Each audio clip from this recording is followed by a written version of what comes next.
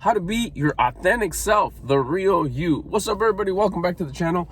If this is the first time that you're here, my name is Albert Lopez. I make content about my lifestyle. I talk about health, wealth, love, spirituality, and generosity. Today, I'm going to tell you how I really recognized that I wanted to be the real me and where that led me.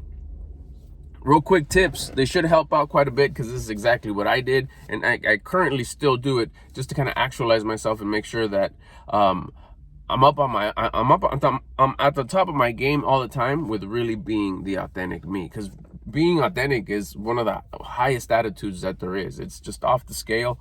It's the best. It's the real you. But it comes with the correction. It comes with an autocorrect that you need to autocorrect yourself. First thing is identify who you really are and who you currently are. But even before that, you got to identify yourself as who would you admire and respect. So sit there in the mirror and like, what about you in all 5 parts of your life? Health, wealth, love, spirituality, generosity. Who would you look in the mirror and say, dang, not because of what he has, because about who he is. What does he look like? How's his health? How's his blood work? Internal. How's his mental health? How's his money? How much he makes, how much he spends, how much he saves. Love, what would you, the you that you would respect, how much confidence does he have? Because that's love. It starts with you. Before you could love anybody else, you got to love yourself. How much confidence do you have? Which is equal to your discipline. How much discipline do you have? How do you love others? Or do you hate? Do you still have hate for some people? Because that's the opposite of love. Hate is fear. You could be neutral about that. That's something that you got to like start opening up. It's like, what version of me would I respect and admire when it comes to love? All around, everybody. Even those people that are just like, those are actually the most important ones. Spirituality. What's your connection with the source of creation, God? Do you understand the rules of this game and how it works? Are you working them in your favor? Hey, if I follow these rules, I get everything I want.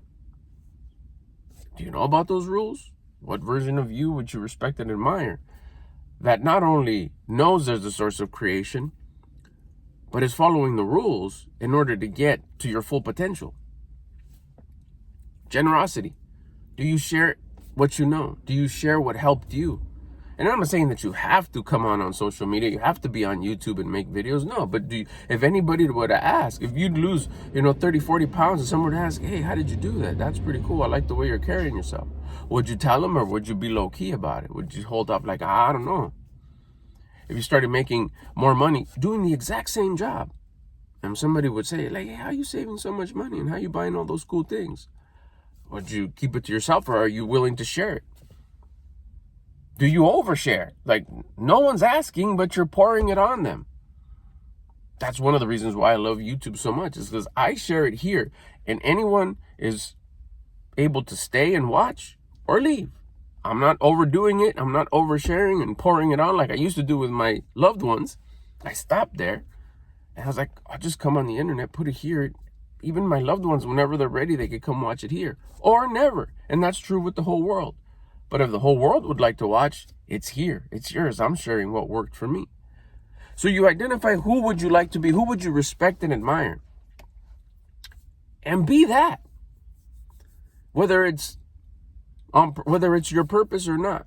What's your purpose? I think our purpose, every one of us here on this planet, our purpose is to become the version of us that we would respect and admire, so we could help others do the same.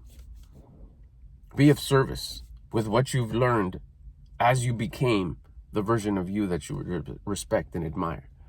Now, if you're fighting it still, if you're like, nah, I'm not going to be like that. I know I would remind, but it's too hard to be like that. I'm going to be like this. Then be that. But what you don't want to do, what you want to avoid, is driving on both sides of the road.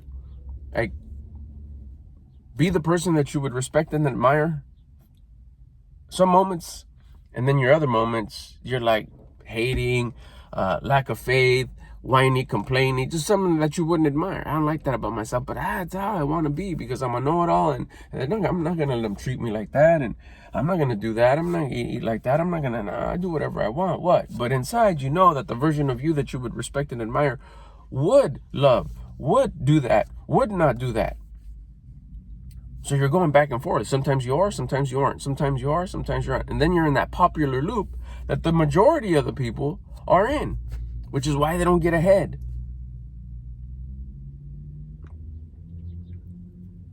In order to find out really, if you open up and you get to that thing and that part where it's like, yeah, I do want to become the version of me that I would respect and admire. You have to start listening to your conscience. Your conscience is telling you what you need to do to be your authentic self. That one person you're really down with, that one person that you really say, he's tearing it up in all parts. Not just one. Not just, oh, he has a lot of money. That's great. But if you're unhealthy, if you're miserable, if you don't have a connection with the source of creation, if you don't have love for yourself, yeah, you got a bunch of friends because of what you offer, maybe, but what about love for yourself? You don't take care of yourself. How can you love others if you don't love yourself? Are you generous? Not just saying with that money that you had, I'm generous being an example. How you pull up?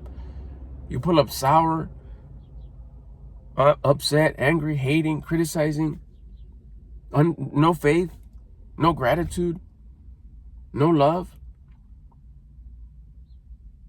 What good is all the money? It's just temporary. So you got to really listen to your conscience. And I should even bring it back a little bit and say, start learning how to listen to your conscience. Raise your attitude. Put yourself in a high vibration, a high attitude by putting in the work. Peak physical performance, high level, intense exercise at your level. And listen and say, this is to raise my attitude so I can have a closer connection to my conscience. Your conscience will tell you exactly what you need to start doing. But more importantly, I think it's what it tells you to stop doing. Which you know what you should stop doing. It's been telling you, but we ignore it. We ignore it because we're not humble enough to be led. And we know it all. Because we're know-it-alls, we think we know what to do next and what's okay to do, even though our conscience is yelling at us saying, don't do that. You shouldn't do that. And then you feel regret. And then time isn't efficient because we're being punished. But we somehow, some way, find out how to make ourselves feel better during that compression time by still being a know-it-all and pleasure chasing. It's not a good loop to be in. You end up finding out that you end up feeling that sense of being stuck. I can't get anything done. Or you find success in other things, the things that you have an unfair advantage of. Maybe you're really good at working hard and making money, and you identify yourself with the money. But that's not really all the other parts. You're not being the real you because you're unhappy. And even if you were happy, like when you get the big payday, happiness only lasts for a little while. What you truly want is pleasantness. And pleasantness comes when you're your authentic self, the true authentic you. What source of creation wants you to be, your full potential. Your full potential is your authentic you. So if you start listening to your conscience and start paying attention on what you should do and what you should stop doing, this moment, if you're looking too much in the future, if you're looking in the future to your perfect life, you're looking too far ahead. You need to make this moment the best moment. And then the next moment, make it the best. And then the next moment, make it the best. Next thing you know, you'll have a full day of the best. You'll have the best day. Then you start stringing those two days together, 3 days together, 4 days together, 7 days together. Then you'll have the best week ever. Then the best month. We get caught up looking at ourselves too far ahead. We're wasting time instead of taking care of the only thing that exists, which is this moment. So once you get connected with your conscience and start finding out what you should do, and like I said, more importantly, what you shouldn't be doing, you start becoming truly your authentic self. And that's the person that once you taste it and you start to be that person, you'll create momentum. Things will start getting closer. All the things you've really wanted, the things that are difficult for you to get, but you really want, you'll see them start getting closer. And it creates a snowball effect. That's called momentum. It starts with baby steps. And you already did the first step, which is get curious and say, how am I my authentic self? I'm telling you right here. Follow that curiosity and start the baby steps. Listen to your conscience. Start finding out who you would respect and admire. And your conscience will tell you, well, the version of you that you would respect and admire would stop doing this, and start doing this. And start doing that right now. and watch how your life starts to change. Any questions, leave them in the comments. I'll get at you on the next one.